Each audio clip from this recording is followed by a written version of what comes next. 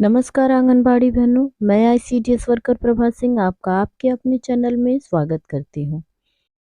बहनों, आज हम जानेंगे पोस्टर ट्रैकर पर फोटो अपलोड करने के विषय में। जैसा कि बहनों हम सभी लोग जानते हैं कि हमारे आंगनबाड़ी केंद्रों के लिए सरकार के रोज नए नए नियम आते रहते हैं।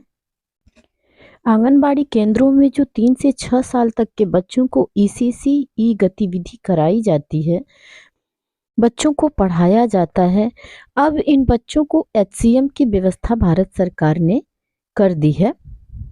इन्हीं सब चीज़ों को देखने के लिए, इन सब चीज़ों पर सही से निगरानी करने के लिए पोस्टर ट्रैकर पर हमारा एक नया फीचर आया हुआ है, जिसमें बच्चों की फ़ोटो रोज़ की रोज़ अपलोड करनी होती है।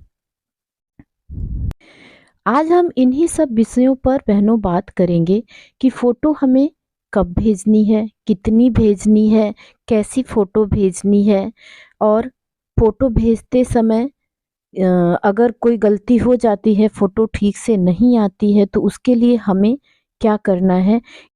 इन्हीं सब विषयों पर आज हम बात करेंगे। फ़ोटो अपलोड करते समय हमें कौन सी सावधानी रखनी है, इन्हीं विषयों पर हम विस्तार से बात करते हैं। सबसे पहले बहनों हम बात करते हैं कि फ़ोटो हमें कितनी भेजनी है, एक से अधिक भेजनी है या सिर्फ एक ही भेजनी है।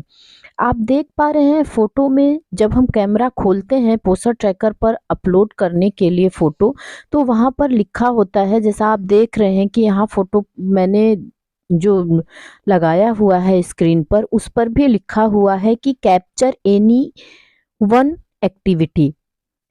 इसका मतलब ये हुआ बहनों कि किसी एक एक्टिविटी की फ़ोटो ही हमें कैप्चर करनी है, मतलब केवल एक ही एक्टिविटी की फ़ोटो हमें खींचनी है।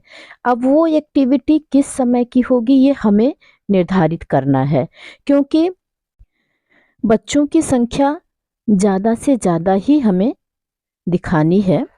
बच्चे ज़्यादा से ज़्यादा हमारे केंद्र पर किस समय रहते हैं। ऐसा होता है कि कभी कभी बच्चे आते हैं, सुबह सुबह आते हैं, 1-2 घंटे रहते हैं और वो चले जाते हैं। तो ऐसी स्थिति में हमें क्या करना है कि हमें या तो पहले जब हम बच्चों से प्रार्थना करवाते हैं, देख लेंगे कि उस समय प्रार्थना के समय अगर बच्चों की संख्या अधिक है, तो हम उस समय बच्चों की फ़ोटो अपलोड कर सकते हैं। या एचसीएम जो हम खाना खिलाते हैं बच्चों को, उस समय की फ़ोटो अपलोड कर सकते हैं, क्योंकि ऐसा भी होता है कि बच्चे खाना खाने के पहले तो बहुत रहते हैं, लेकिन खाना खाने के बाद ही बच्चे जाना शुरू कर देते हैं कि अब हमें घर जाना है, रोना शुरू कर देते हैं। ऐसी स्थिति में हमें बच्चों को खाना खिलाते समय ही फ़ोटो अपलोड कर लेनी है।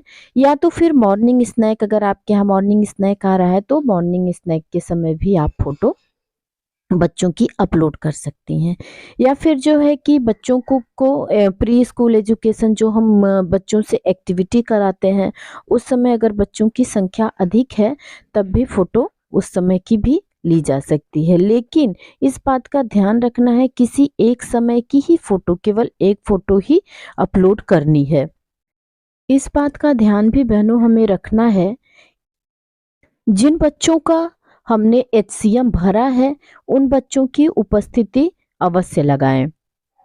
इन सब बातों का ध्यान रखना होगा, क्योंकि एचसीएम जो बच्चे खाते हैं वो उपस्थित रहते हैं तभी खाते हैं। तो ये सब गलती ना होने पाए कि उपस्थिति या अटेंडेंस, जिसे हम कहते हैं, किसी और बच्चे के लग जाए और एचसीएम किसी और बच्चे का।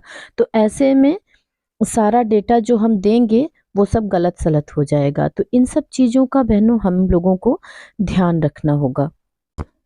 अभी तो बहनों शीतलहर की छुट्टियां 1 जनवरी से 14 जनवरी तक बच्चों की हो गई हैं, तो बच्चों की फ़ोटो तो अपलोड अभी नहीं होगी, क्योंकि अभी छुट्टियां चल रही हैं। शीतलहर के बाद ही बच्चों की फ़ोटो फिर से अपलोड करनी होगी।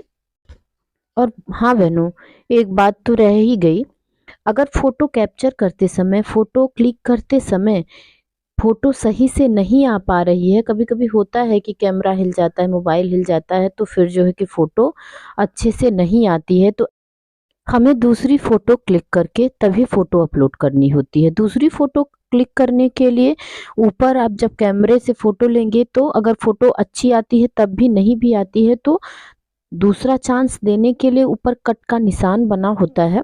आप अगर कट वाला निशान अपने हाथों से टच करेंगे तो फ़ोटो फिर से खींचने का ऑप्शन आ जाएगा और कैमरा ओपन हो जाएगा और आप दूसरी बार फ़ोटो खींच के अपलोड कर सकती हैं। उम्मीद करती हूँ आपको मेरी वीडियो अच्छी लगी होगी। अगर आपने मेरे चैनल को सब्सक्राइब नहीं किया है तो प्लीज़ मेरे चैनल को सब्सक्राइब कर दीजिएगा। मेरी और बहनों को इसका फ़ायदा हो इसके लिए वीडियो को शेयर ज़रूर कर दीजिएगा और अपने प्यारे प्यारे सुझाव हमें कमेंट द्वारा ज़रूर दीजिएगा। और हाँ बहनों, अगर आपको कुछ पूछना हो या कुछ आपको बताना हो जो आंगनबाड़ी के विषय में आपको नई जानकारी प्राप्त हो तो प्लीज़ आप मुझे कमेंट द्वारा बता सकते हैं और मेरे चैनल को एक लाइक ज़रूर दीजिएगा। मिलते हैं अगले वीडियो में एक नई जानकारी के साथ। बाबा बदेवरानाथ की कृपा आप सब पर बनी रहे। नमस्कार बहनों।